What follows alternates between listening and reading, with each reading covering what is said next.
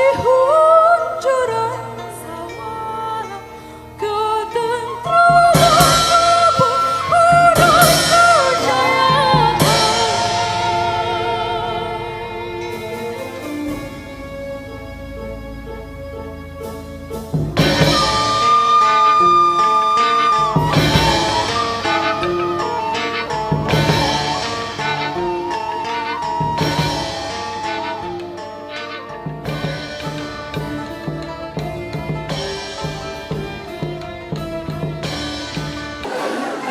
Tentang Raja-Raja Ibu Nusantara ini kalau tidak salah banyak banget nih naskahnya nih, sampai berbuku-buku ya. Sampai 26 jilid. Nah, 26 jilid, Ya. luar biasa banyak.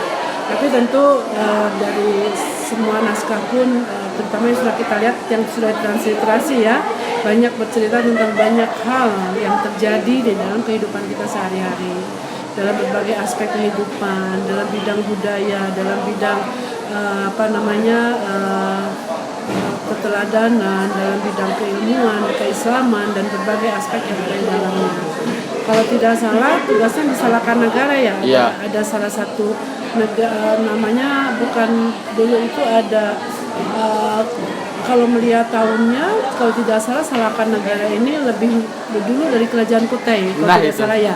Ya seperti itu. Ini Ibu sedikit karena banyak banget naskah ini yang Ibu baca, nggak semua bisa Ibu jelaskan, tapi begini, kita melihat dari sisi naskah, apapun yang ditulis oleh orang pada waktu itu yang yang dimuat di dalam naskahnya ini tentu memiliki satu tujuan-tujuan yang diharapkan menjadi sebuah pengetahuan bagi siapapun pada masanya dan menjadi kebagian yang penting untuk diketahui saat sekarang itu ya. Jadi ada sebuah perjalanan bahwa dalam memahami sebuah naskah itu seperti itu.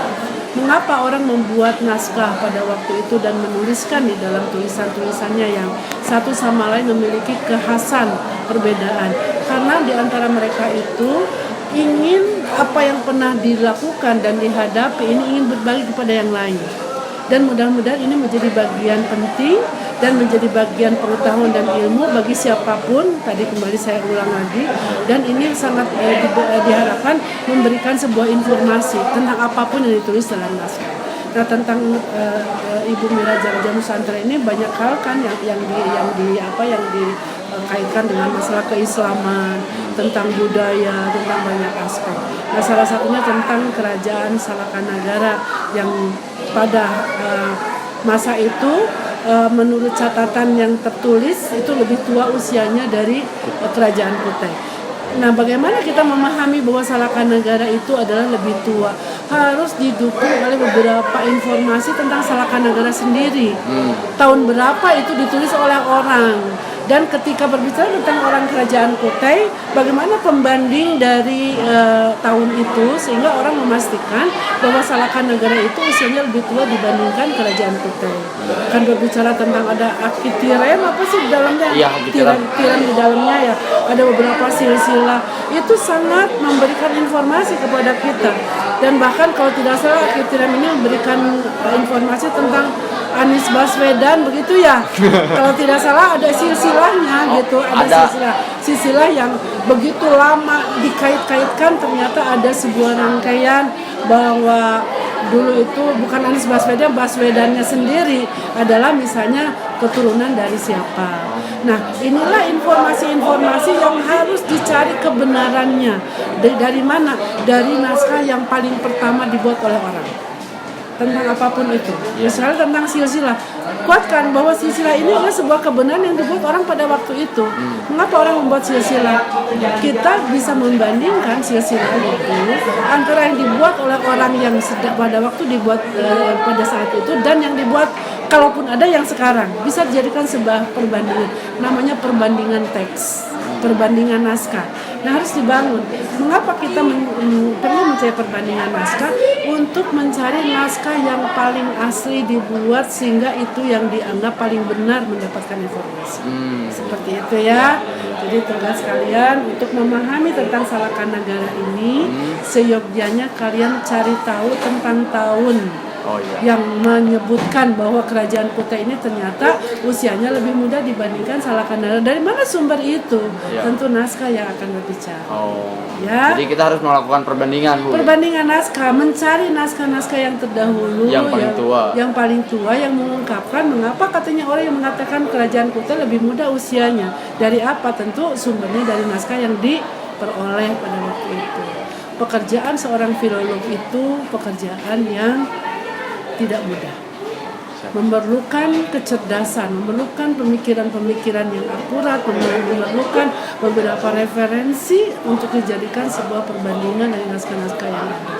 Jadi kita memberikan apresiasi bahwa di dalam melihat sebuah naskah lama, pekerjaan filolog ini adalah pekerjaan yang sangat memberikan ruang tersendiri untuk mengetahui tentang naskah itu sendiri. Tentang apa, berbicaranya masalah apa, tahun berapa ditemukan, oleh siapa ditemukan naskah ini. Ada beberapa identifikasi yang bisa kita lihat. Kan kalian tahu identifikasi dikasihkan identifikasi naskah dari mulai nama naskah, nomor, kemudian ditemukan kapan, tentang apa. Ada yang nama, kemudian ada kolofon yang kalian kenal yang begitu. Nah, inilah menjadi bagian-bagian penting bagaimana mengungkapkan sebuah naskah ini agar tentang apa yang kita cari, cerita tentang sesuatu ini menjadi sebuah pembuktian kebenaran. Gitu ya. Kirim waktu setelah Pak sama tugas. Terus ini Bu, menurut Ibu sendiri apakah ada kaitannya antara sebentar, agama zaman Salakandara itu Hindu ya, Bu? Ya, ada agama, tapi Islam justru lebih dulu diindikan. Oh, ada Hindu. Di Salakandara ada pada waktu itu di dalam cerita ya, kasus pentas juga ada menceritakan juga berbicara tentang agama Islam sendiri. Nah, agama Hindu tentu ini kan bagian dari, kemudian nanti dikaitkan dengan beberapa naskah yang berikutnya. Ada beberapa ajaran seperti Siddhartha Gautama yang begitu-begitu ini bisa diungkapkan. Lalu apakah kondisi keberagamaan Islam di Tatar Sunda saat ini ada kaitannya dengan keberagamaan Hindu zaman Salakandara? Ya. Menurut naskah yang disampaikan pada waktu itu ada beberapa ajarannya yang hampir sama diungkapkan gitu ya. Tentu kan mereka semua ajaran itu adalah menciptakan amar ma'ruf nahi munkar untuk mencari kebaikan ya, terus berusaha untuk menebar kebaikan dan menjauhkan dari kemungkaran seperti itu. Itu ajaran-ajaran yang hampir mendekati, dan sekarang kan banyak ajaran-ajaran Hindu dan Islam yang sepertinya mereka juga tujuannya baik untuk dunia. Misalnya bagaimana ada nirwana itu kan surganya, misalnya kita kenal ya. Kemudian siapa Siddhartha Gautama? Mungkin Siddhartha Gautama adalah orang yang sangat dikagumi, yang sangat memberikan sebuah contoh-contoh keterangan dan sebagainya. Katakanlah kalau kita punya Rasulullah misalnya seperti itu. Jadi ada sosok-sosok yang hampir sama dengan agama-agama yang kita anut dengan berbagai ajarannya yang pada umumnya adalah untuk menebar kebaikan. Tidak ada hal-hal yang berbau keburukan seperti itu ya. Siap.